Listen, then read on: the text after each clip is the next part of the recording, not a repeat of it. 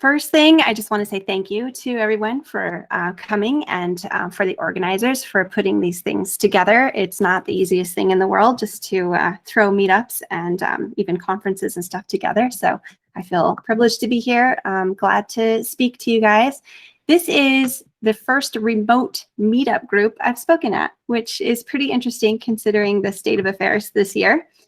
You'll probably see me speaking at various online conferences and things like that.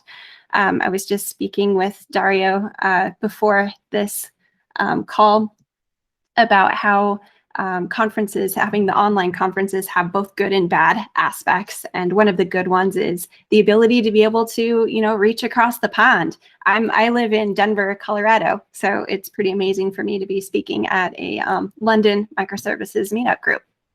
Pretty cool stuff. Also, I'm able to, via this digital persona, able to speak with, people from all over the world and interact with people that maybe don't go to formal conferences very often anyway. So anyway, I'm really excited for this opportunity.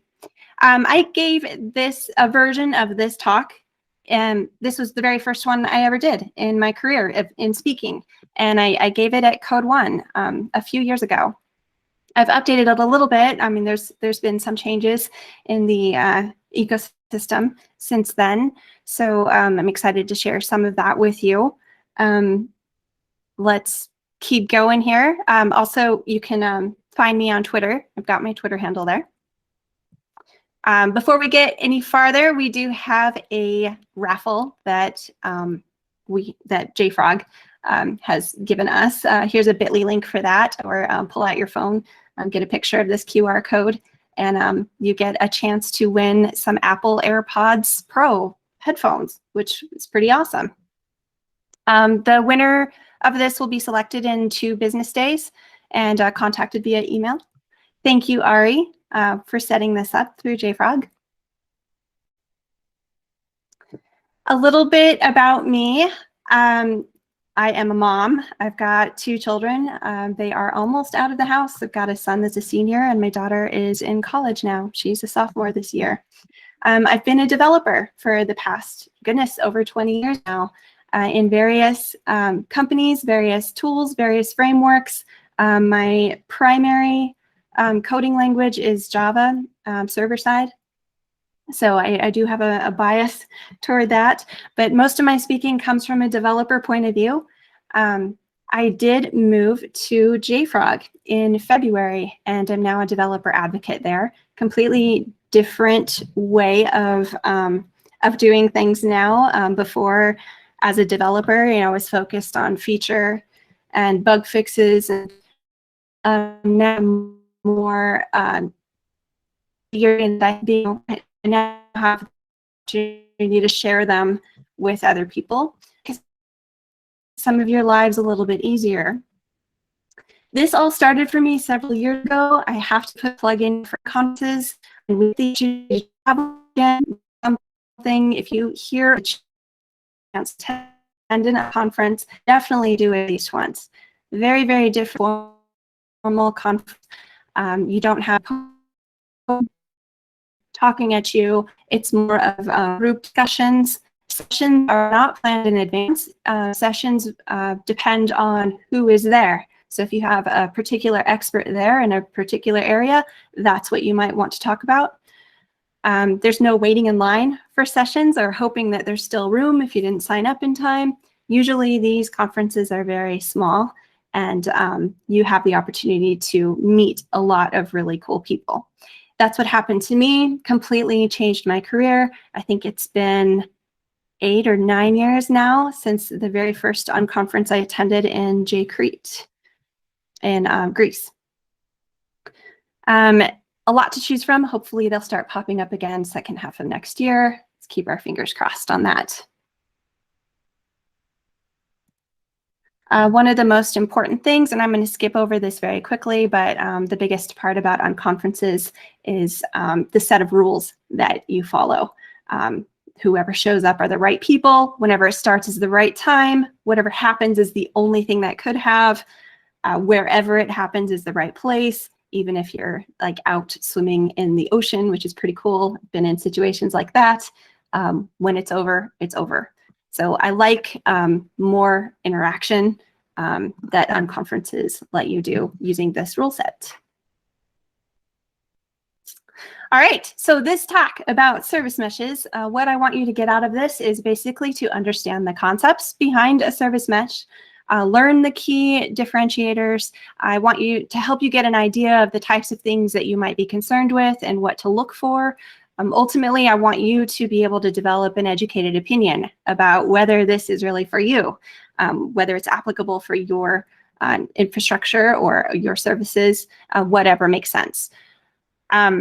This is not a super deep dive into integrating existing services with a service mesh or differing deployment scenarios or anything, but I'm going to provide you with a ton of resources to learn more. I encourage you to take advantage of them. I know I'm not going to have enough time to show you everything that I want to, so you may end up with some homework. So how did this happen? And there's a reason I'm telling this story, and I'll explain it in a bit. How I got to this point. This is very simplified with cute little simple graphics to make it easy. I was a developer.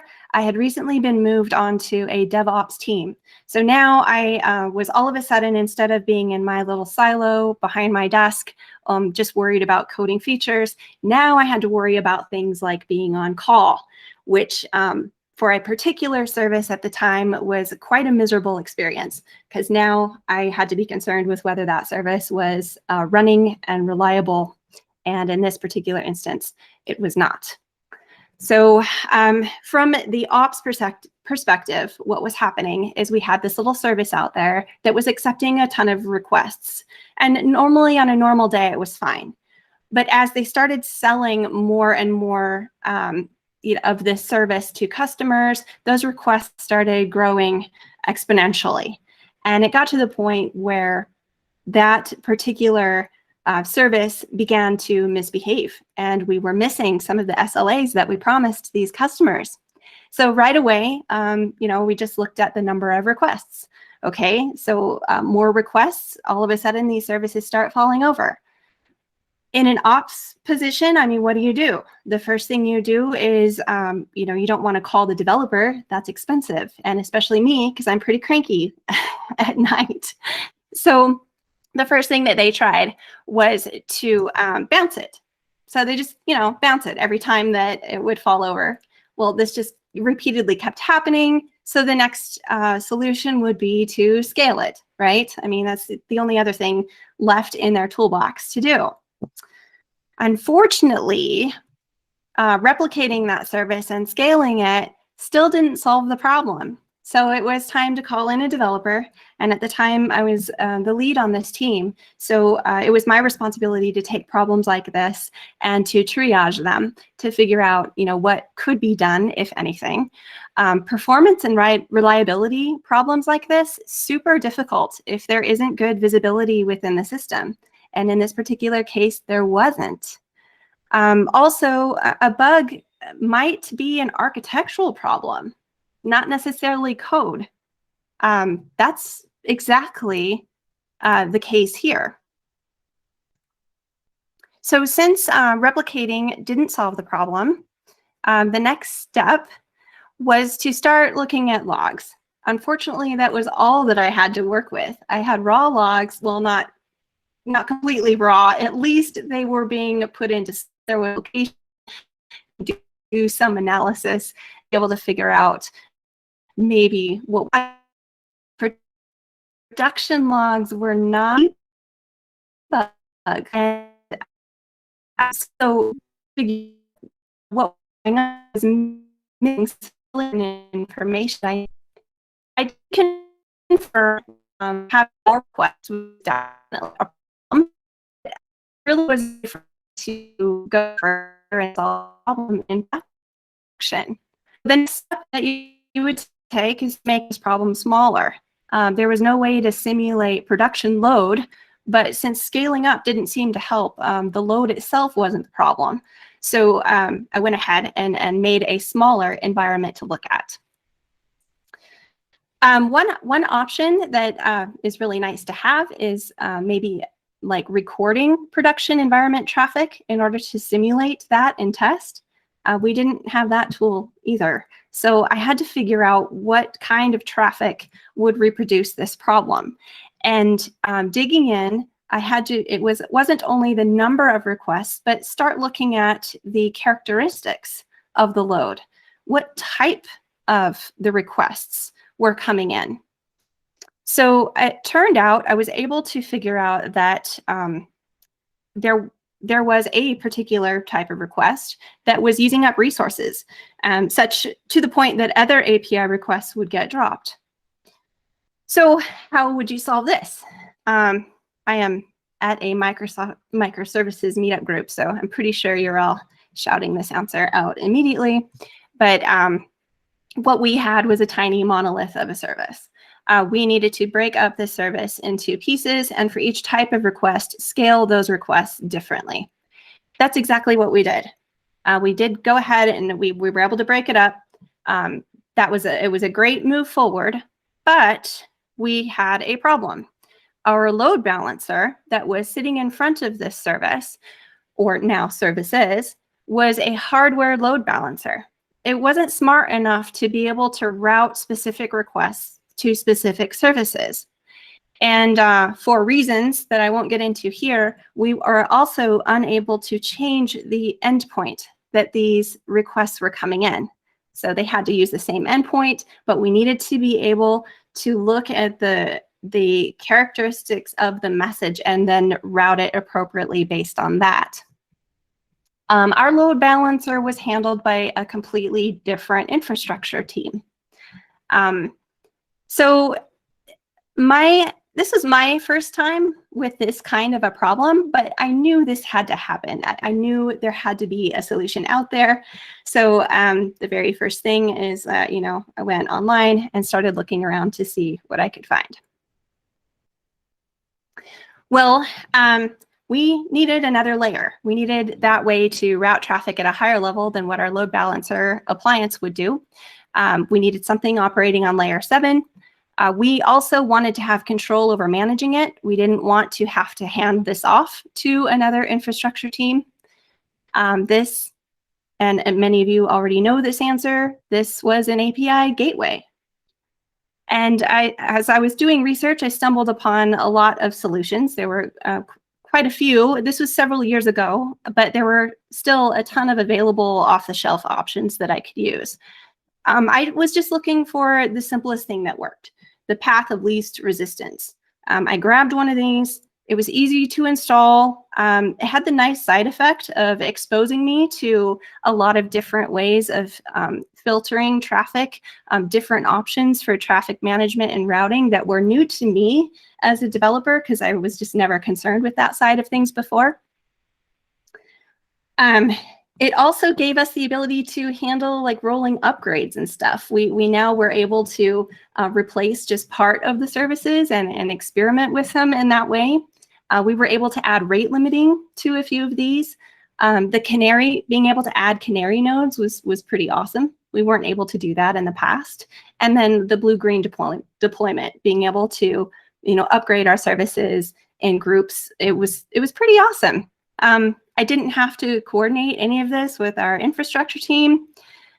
And I was able to manage these deploys within our team. It gave us a lot of power and flexibility, and it was great. I was happy. Well, at some point during this research into API gateways, Istio came up. I wasn't familiar with it. It was pretty young. It didn't meet my immediate needs at the time, so I shelved it. I fixed the immediate problem, the fire was put out, and we all just went on our way. Now, there's an important reason that I shared this story with you. The number of tools and frameworks that are out there are really overwhelming. And over 20 years, I've gained a lot of experience with a lot of different tools and frameworks, some of them not even used anymore, unfortunately, today. Well, fortunately, in some cases.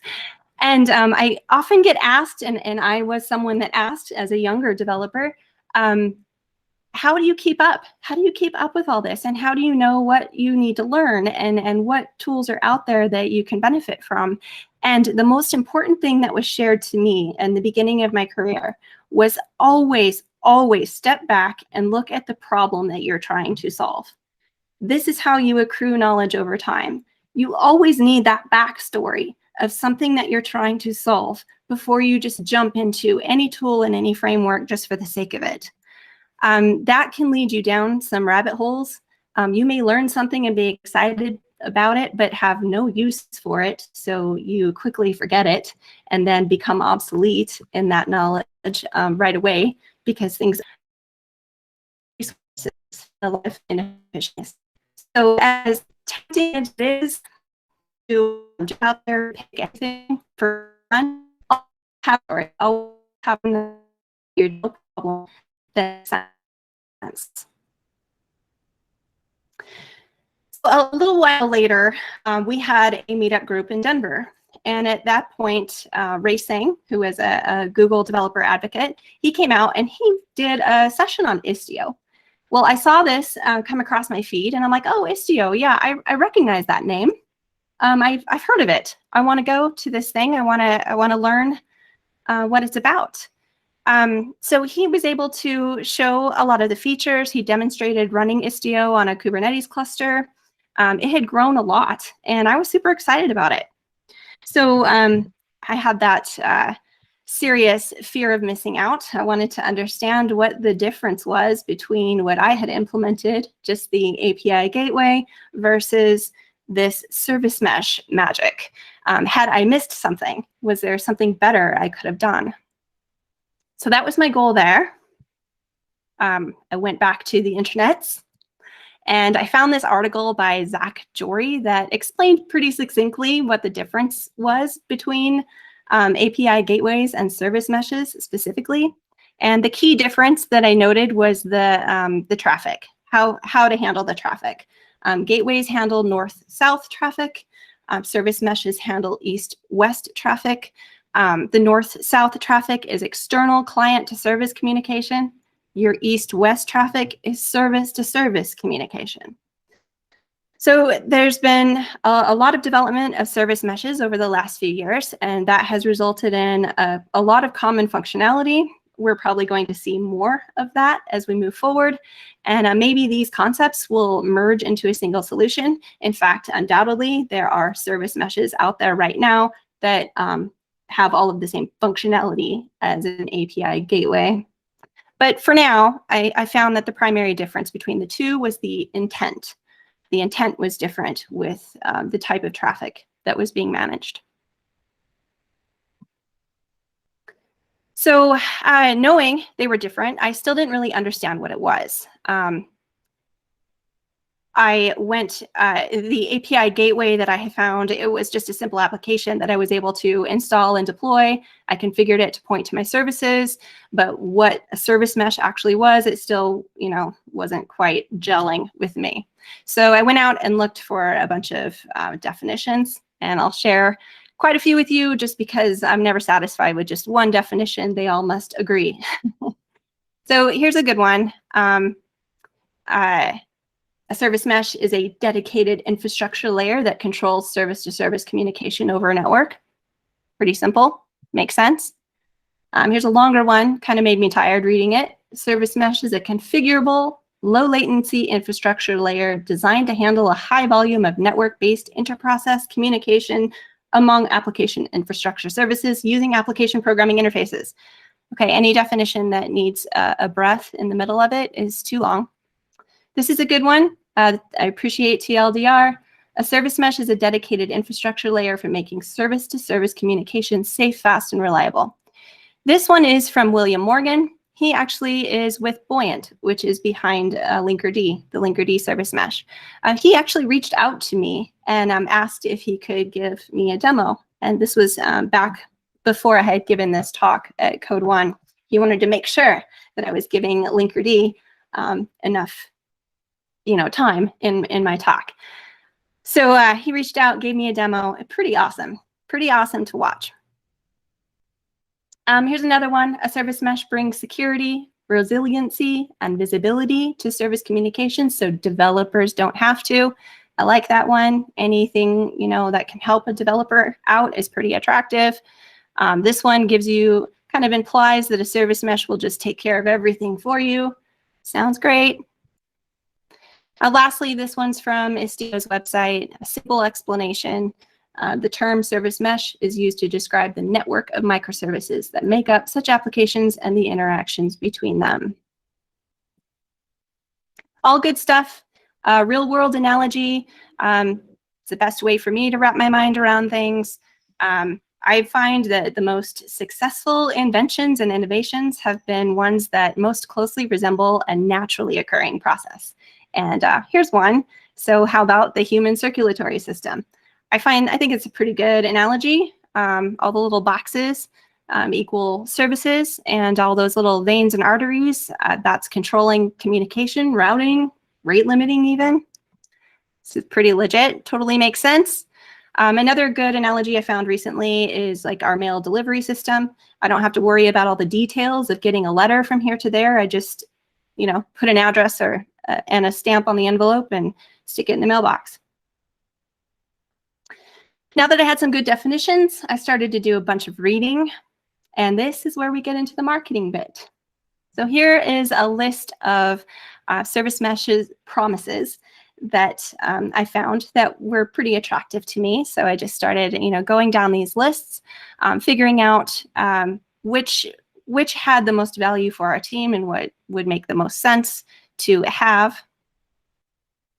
The first one, service discovery, especially in our cloud native environments and stuff, and having like auto scaling. You may not know the IP address of a service. We no longer hard code those or host names even. So having a way to discover your services, pretty valuable. Observability. This is huge. Just knowing when your service is up or down, or when it's erroring out, or if it's constantly restarting. Some pretty important stuff. Rate limiting. This could be valuable for subscription services where you have different performance plans that are offered. You can also use it to prevent starvation. Circuit breaking. So you don't want one service in your system failing or misbehaving to cause the entire system to fail. You want at least some of your requests to go through. So the intent here is to stop the domino effect. Obviously, if your service keeps breaking, you've got other problems. This is a last resort, but pretty important when you don't want to bring an entire system down, especially with all of the interdependencies. Traffic shifting. This was huge, and this is something that I got just from our API gateway. Being able to do canary deploys, being able to do blue-green deploys. I can put out a new version and only route some traffic through it to see how it goes before switching out the entire thing. Pretty valuable. Load balancing. This is, really simple. Obviously, being able to balance your requests across your services is important to keep, one service from getting all of them and falling over. Authorization and authentication. This is in the context of services speaking to each other. By default, this must be secure. And why is this important? Well, some services should only have access to some things. I have kind of a funny story. Not really funny, it's actually pretty sad. We had a production environment that was polluted by the test environment. I'm sure none of you have ever had that happen before. But we had a situation where we had a production AMQ broker. It was running like it was supposed to, queuing up tasks and services and grabbing those tasks like it intended. Then someone started up a broker on their local machine for testing, but accidentally used a production URL. Took us a while to figure out what was going on. Jobs were disappearing and we didn't know where they were going.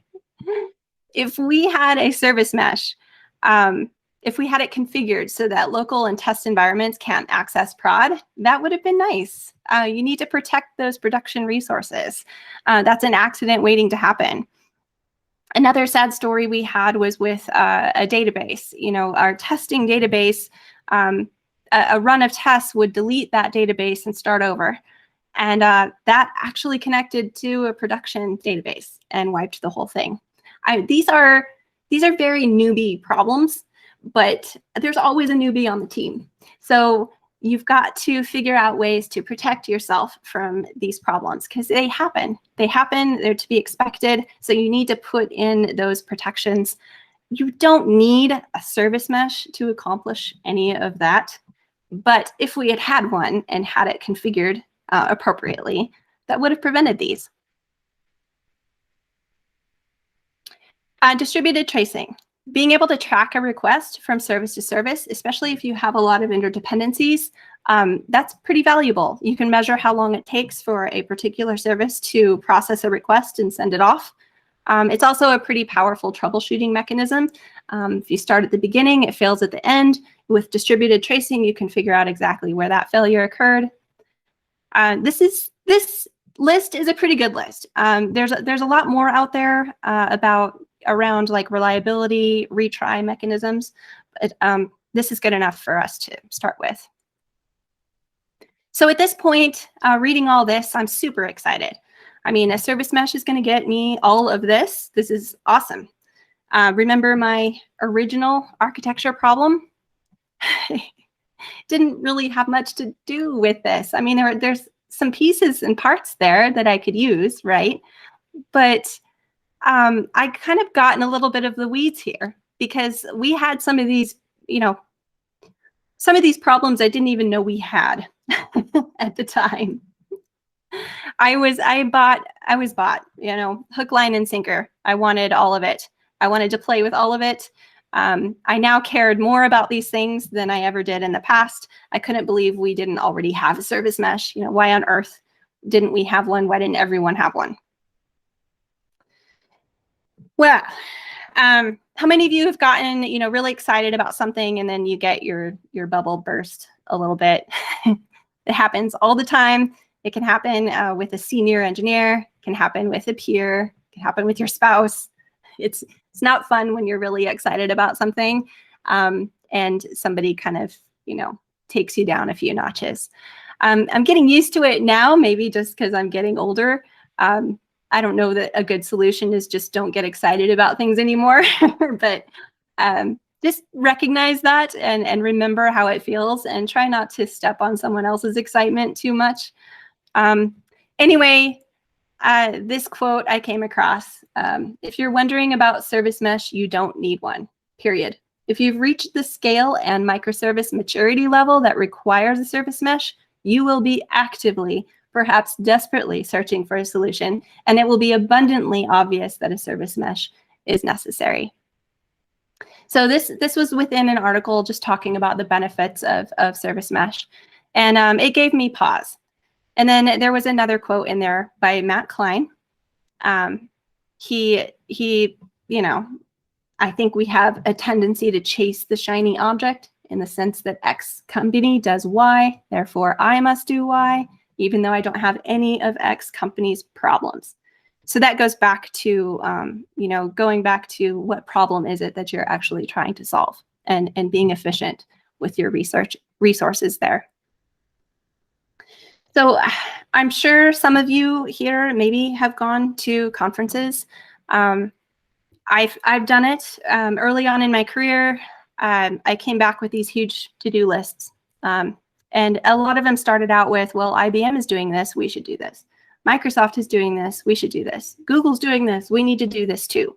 We need to do it all. And conference speakers are very good marketers. I know this now more than ever. When you're coming up with problems like this and evaluating your solutions, always revisit the actual problem you're trying to solve and don't overkill. It's just not worth it. So let's go back to our originally really cool list.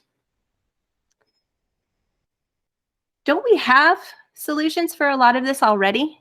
There's a bunch of tools available already. And I'm sure if you wanted to throw in chat, tools that you use already to solve a lot of these problems. There's etcd, there's Eureka, there's Zookeeper for service discovery, Console. Console is actually now can be categorized as a full-on service mesh with Console Connect. For observability, or telemetry, we have stuff like Prometheus, Grafana. We've got libraries like StatsD to work with. There's commercial products out there. Datadog does an awesome distributed tracing, by the way. It's pretty neat. And visualization of your microservices. CloudWatch. We have proxies that can do some traffic shifting work for us, like Nginx, HA proxy. These have been around a long time. For logging, we can get products like Splunk. It's pretty overwhelming. A lot of these things overlap. So let's go back to our original problem. Turns out this Matt Klein guy, who I quoted earlier, pretty important guy, he developed Envoy Proxy. And Envoy Proxy is the default sidecar for the Istio implementation of a service mesh. I'll explain a little bit more about that later. I found this podcast by Matt Klein. He was being interviewed. He described how we got into this situation. When you've been an engineer long enough, you see a cyclical repeat in your career. If I had to guess, maybe every 10 years. We have monoliths. Oh, it's time to split it up. Too much, we need to start bringing stuff back in. We divide up responsibilities to different services. Oh, well, now we need all these responsibilities in one place so the team can work on them in the same code base. So you'll constantly see this push-pull of these ideas. Maybe, who knows, maybe in 10 years we'll start hearing talks on why monoliths are better. Matt Klein described how we got here. We started with the monolith. Then we went to microservices. Now all these pieces can be wildly different from each other. They can even be different languages. They can be worked on by different teams even. This is not just a digital divide. It's a whole team structure management change. All of these pieces now have to communicate with each other. And you now have all this extra traffic between the services. Now worry about security and all the other things inherent to service communication.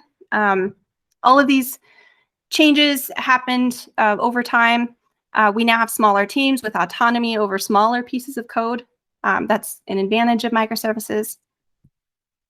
Some of the biggest problems here are around observability and reliability. We have different teams with different code bases. We have partial implementations of logging, or like the logging is different, monitoring solutions are different. You might have failures because one service is set up with circuit breaking, but another one is not. So this is where service mesh comes in. This is some of the problems that service mesh tries to solve. It is implemented with the sidecar. That's how most of them are. It's worth noting that Linkerd, the first release of Linkerd, was actually, it didn't follow the sidecar per service pattern. It was written in Scala, and that first version, it's because of the consumption, the memory consumption and things like that, because of the JVM that was required, it was often like maybe one proxy per node. So that was a little bit different. But these days with the modern microservice or modern service mesh architectures, you're going to see a sidecar per service. This sidecar handles all of the communication to your service. The Linkerd 2 is basically a rewrite. That's what's out right now. A lot of features have been added to Linkerd 2, and I have a good list for you to go check that out in a minute. That they even changed the language from Scala to Rust and Go. The other part of a service mesh is the control plane. This is what configures the data plane, collects metrics, and specifies authentication policies.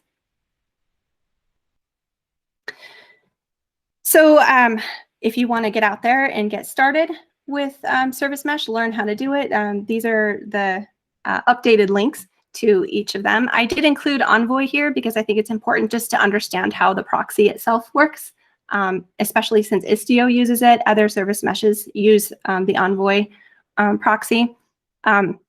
this is actually the Envoy proxy that Istio uses. It's their version of Envoy. Linkerd does not use Envoy. It uses its own that's written in Rust, and that might have a lot to do with a difference in performance between Istio and Linkerd.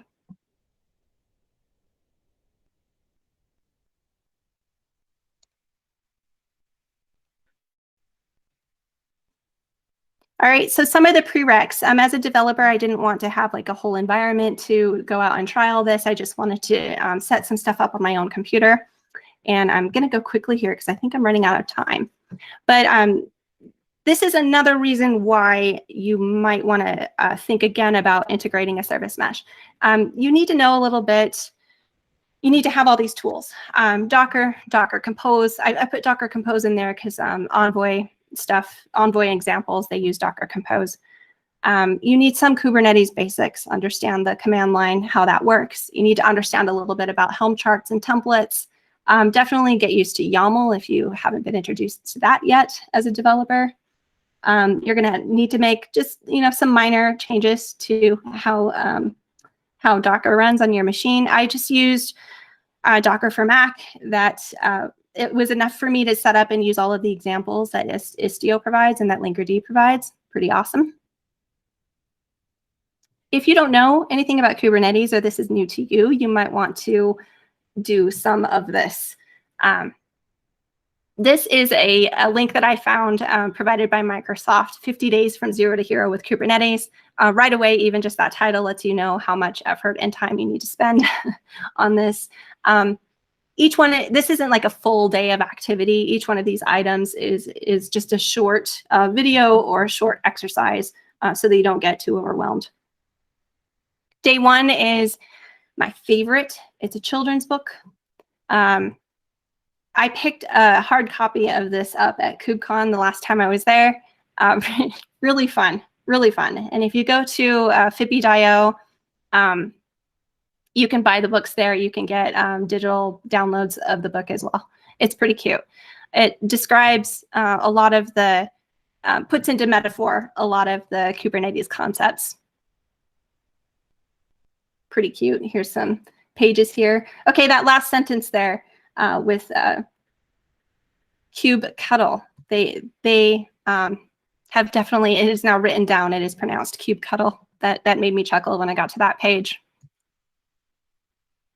Some of the metaphors are a little bit forced, so there is a little bit of technical explanation of what's going on. Some instructions to explain the concepts. So on to Istio. This is some of the description of Istio and what it's all about. It's written in Go, Apache 2.0 license. That's important for some. It's backed by Google, Red Hat, and IBM. I'm noting that because this is the service mesh you hear a lot of. And I'm telling you the reason is because of the marketing. They've got a big backing behind them. It is also very, very complex. There are a lot of features to choose from, a lot of toggles and switches. You can shoot yourself in the foot if you don't pay attention. There's a lot of different deployment model options. You're going to need to consider that. They do have, a lot of defaults for you. When I was just trying this out, I just used all of the defaults. I would highly recommend doing that. I tried to do it a different way and just, spent a lot of time futzing around on my personal machine trying to get things to work. So definitely when you're first starting to learn it, you want to start at the basic level and just solve one problem. The community is pretty huge, lots of information out there. They have lots of examples to work through that are really valuable. The documentation is really good. This is a picture of their architecture. You can see here the services with the proxies. Their proxy is Envoy. You can technically plug in like an entirely different proxy if you wanted. And that's something that Istio does, is they focus on pluggability quite a bit.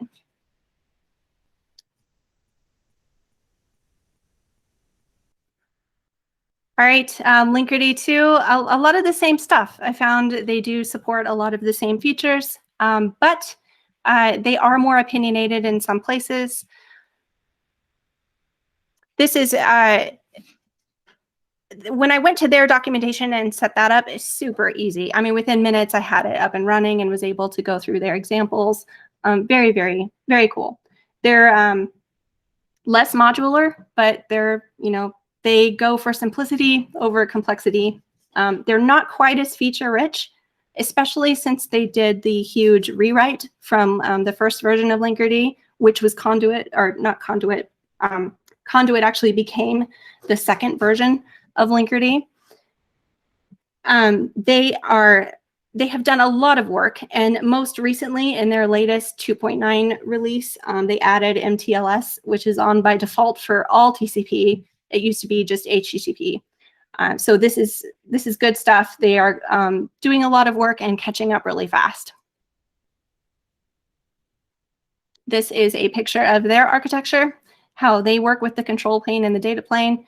You can see, some of the stuff like the telemetry stuff, they're a little bit opinionated on.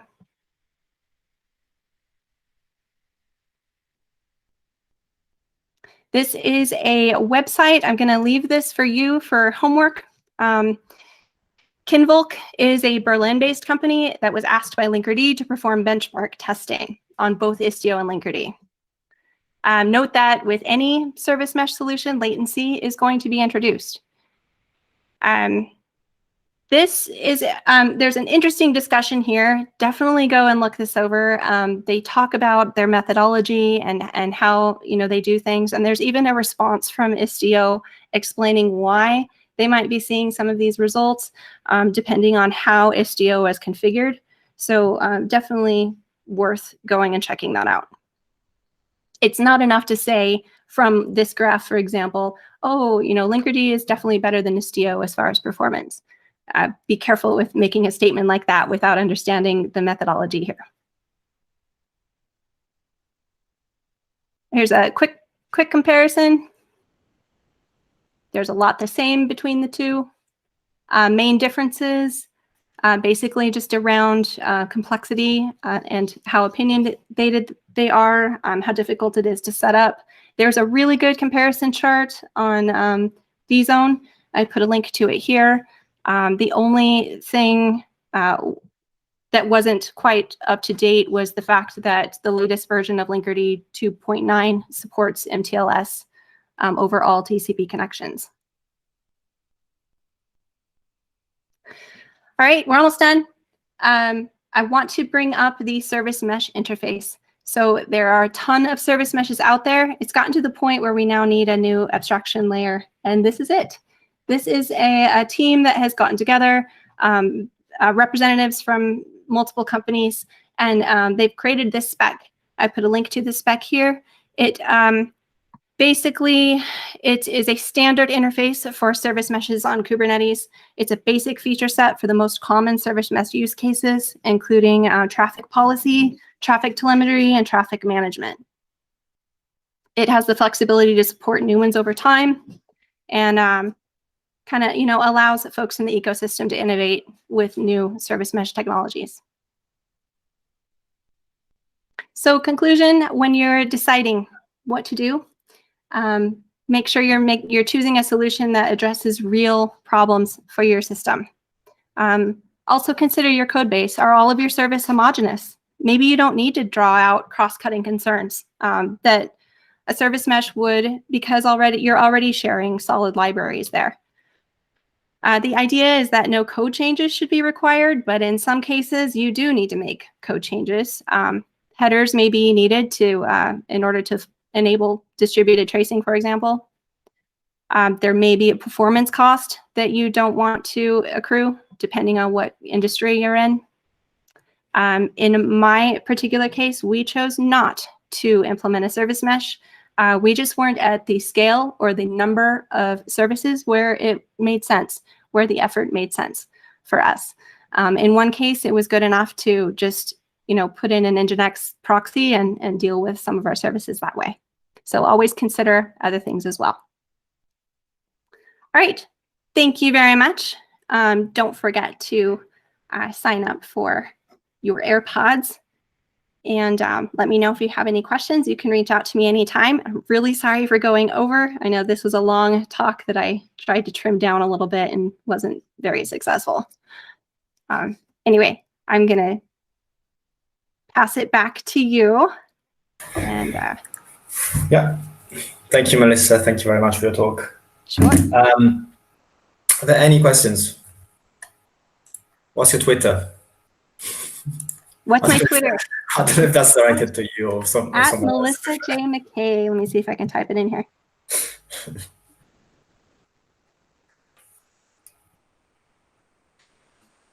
Right. Any other questions?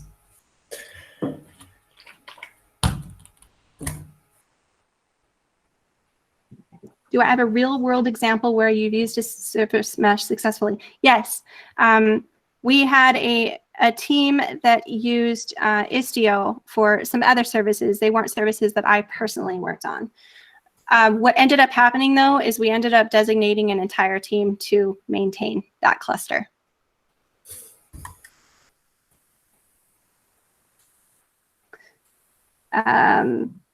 You said that you don't use service mesh. Can you go into detail on what you use? For us, we just had a few different services that we needed to load balance and rate limit, things like that. We used Nginx to do that for us. That was sufficient. As far as, other tools, I did list some of the other tools that we used. I mean, we definitely, plugged in Prometheus and Grafana. We did use Datadog at one point. That was really a powerful solution. I hate to push like a commercial solution at a community event though, but it was pretty nice to be able to do the distributed tracing and to be able to view the map of the services. It was pretty nice. Can the service mesh pattern be used without containers? So most of the service mesh right now are focused on Kubernetes clusters. Istio does support VMs. So, I mean, the pattern itself, like what I described before, the idea of having this proxy that takes care of your communication to your service, I suppose, you aren't limited to only using a container for that.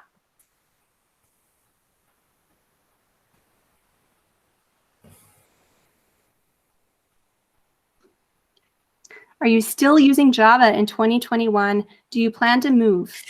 So always an awesome question. I know of a lot of teams that are still on Java 8. And that's a big discussion, especially in the Java community, how we can push folks forward, especially with cloud native infrastructures and stuff. Java 8 isn't the best version to be wrapping in containers and such. So Java 11, the first LTS release that fully supports containerization is Java 11. There are still a ton of Java developers. There's still a ton of work. I have seen teams, especially when they're starting to break out microservices, that seems to be a huge deciding factor on whether to stick with Java and move to a later version, or whether to try something else. And really what it has to do with is what type of resources you have. The developers that you have for these teams, are they coming fresh out of college? Do they even have any experience with Java? I mean, would they much prefer, Node and NPM, things like that? It's just going to depend on what resources you can pull from. So long answer, yes, I still use Java in 2021. How did you immediately solve the issue where you were having 1,000 requests overload? You said you end up splitting the application to microservices. The first couple of solutions was to have ops just keep booting those services, keep bouncing them. That lasted for a while, but then they replicated them, adding more resources, adding more services, and installing more instances of those. That works to a point, but even in a Kubernetes cluster, you're going to get to a point where even your auto scaling, you've reached your limits, right? You've got to figure out how to deal with those overloaded requests. So ultimately, we had to split up those requests right away. And by putting in the API gateway and being able to route the request of a particular type over to another set of services that were scaled differently, that was huge.